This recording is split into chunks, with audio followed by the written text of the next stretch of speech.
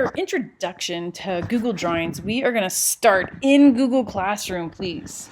Click on your assignment. We're going to call this assignment a Google Drawing cartoon. When you're in that assignment, in the upper right-hand corner where it says your work, this is important. This is where I want you to start this assignment. You're going to hit Add or Create, this blue button, and then you'll get this drop-down menu. Go all the way to the bottom and click Drawings. This will open you up to a blank Google Drawing. It will already be titled with your name and the assignment. It will already be in Google Classroom, and when you complete your work, all you do is hit the Turn In button. Go ahead and pause this video and go do that first. Once you've done that, I just want to show you very quickly for future reference. When you decide to do something in Google Drawing on your own, it's hard to find it. In a Google Drive, you would click the New button, and you don't see it. You have to go down to More, and then it gives you a second drop-down menu. That's where Google Drawings are hiding. In any kind of digital art, including Google Drawing, you will see this gray and white checkerboard. This is called your canvas.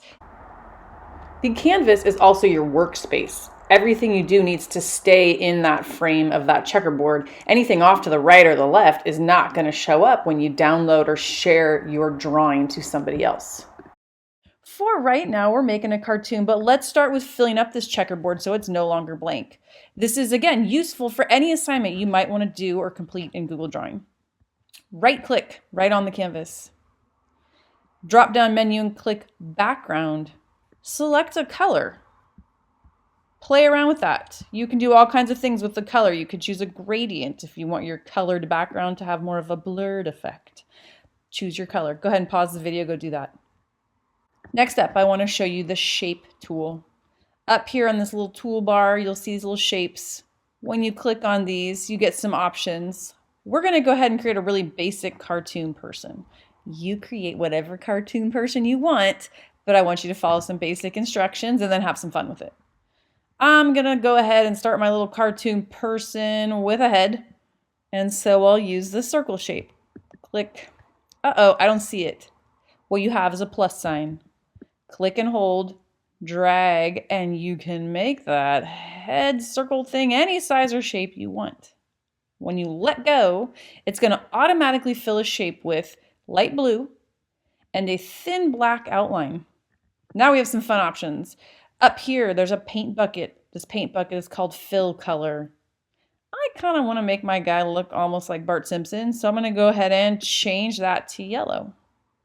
Another trick, if you don't want that black outline, next to your fill color is the border color. It's black. It's automatically a thin black line. I can get rid of it completely. I don't want an outline. I can change that to transparent, meaning it just goes away. Notice how it doesn't have its black line anymore. When I click out here, I've got my basic circle. Click on that again and you can adjust. You can make it skinnier, you can make it bigger, so it's still adjustable. And of course, as in all digital work, if you don't like what you just did, hit the undo button. And I'm back to the beginning. Go ahead and continue adding shapes till you've created a full person here, head to toe.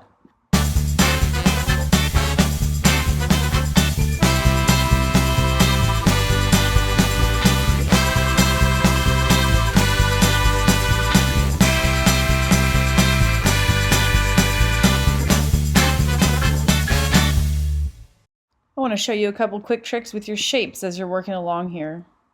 First trick, I just created this guy's arm.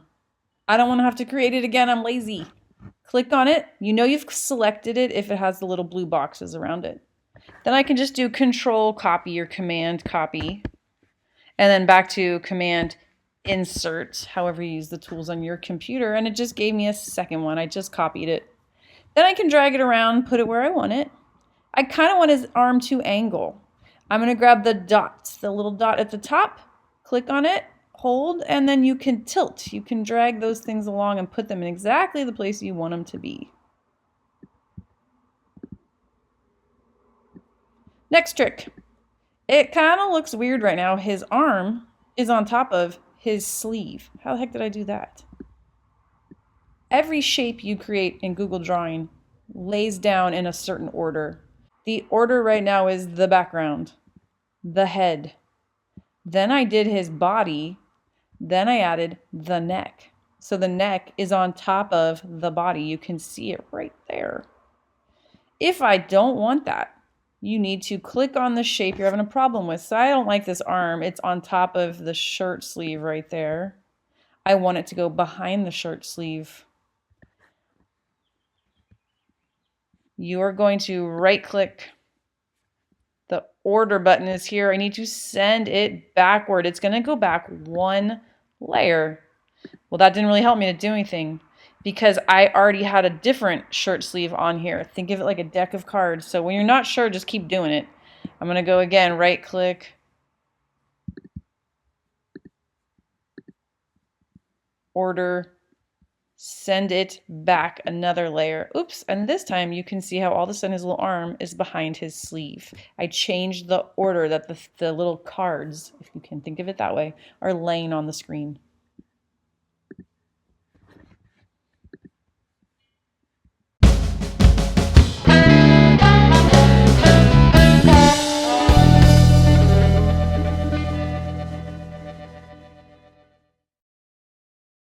I've gotten through creating a lot of the basics of my cartoon guy here.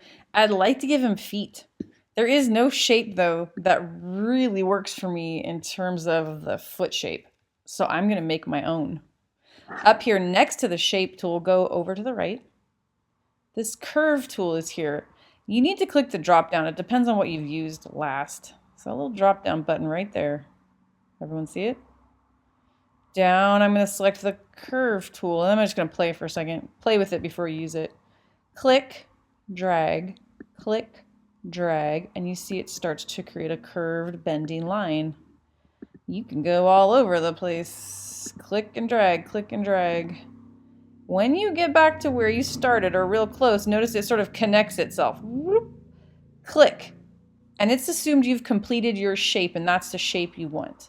Okay, I don't want that. Doesn't look like a foot either. So I'm going to switch over to my arrow. That's your select tool. And I'm delete it. I don't want that.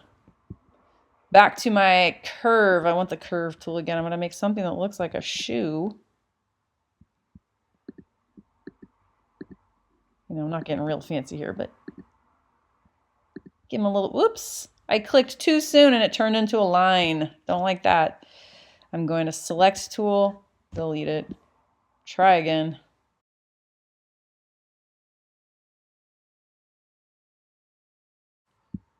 Obviously that's way too big for this little guy, so I'm going to select it with the select tool. So I've got the blue dots again, and I can shrink it down. I can drag it over here. That still looks too big. Make it a little smaller, shorter, till I'm happy. You can also use your arrow tools. And then I'm going to copy, paste. Ooh, check this out. His foot is going the wrong way. Grab one side. With your mouse, click it, and then drag it over, and it's reversed itself. You can flip a shape like that so it shows a different direction, and I'll put a second foot there. I want to see you guys get creative and fancy on this. I could add words to his shirt. I could give him hair. I could fill in the hand shapes. You guys go crazy. I don't want to do the whole thing. I don't want you just copying me. I can go in here and use this tool one more time where it was the curve before. I'm going to make it a, what do I want it to be? Let's go curve connector. Try these tools, see what they do. Go up in here where it was the curve tool, drop down menu, try something else. Let's try a scribble. With this, I can click and hold and I can give him a real wobbly smiley face. Oh, and then it straightens out for me. I can give him a little nose.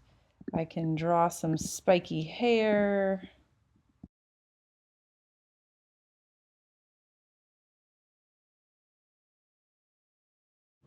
Next up, this is a cartoon. Let's give this person some words.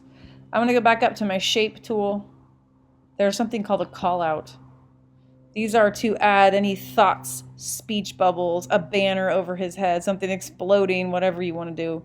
Have fun with it. I'm going to give this person a little thought bubble.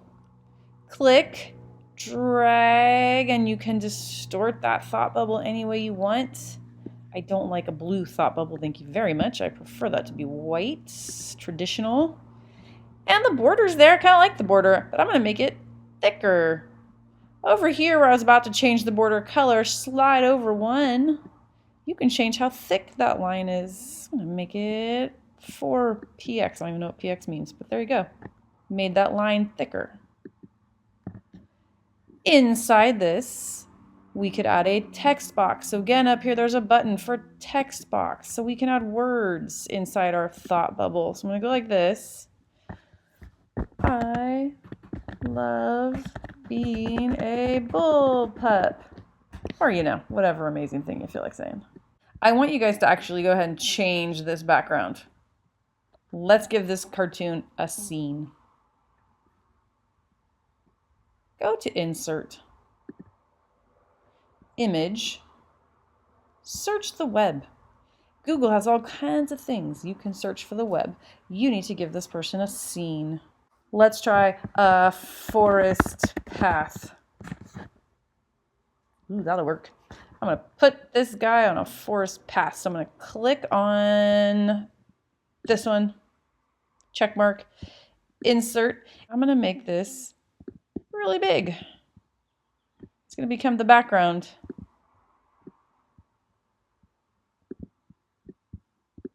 But I've lost my person. Remember to change the order. When something is on top, you need to send it to the back. So I can right click it, order. I'm going to send it all the way to the back. It's going to be the last thing. So hit send to back. And now it is behind my cartoon. I can move it up and down. I think I might leave that blue border like a frame. If I didn't like some part of this picture, I can double click it and you'll see little black handlebars showing up. Grab a black handlebar, drag it along, and it ghosts out this part of the image. When I hit enter or return, that's disappeared because I didn't want that part in the picture. And now I can stretch this and play with it. And there's my cartoon guy standing in the forest talking about being a bullpup. Let's go back to the words really quick.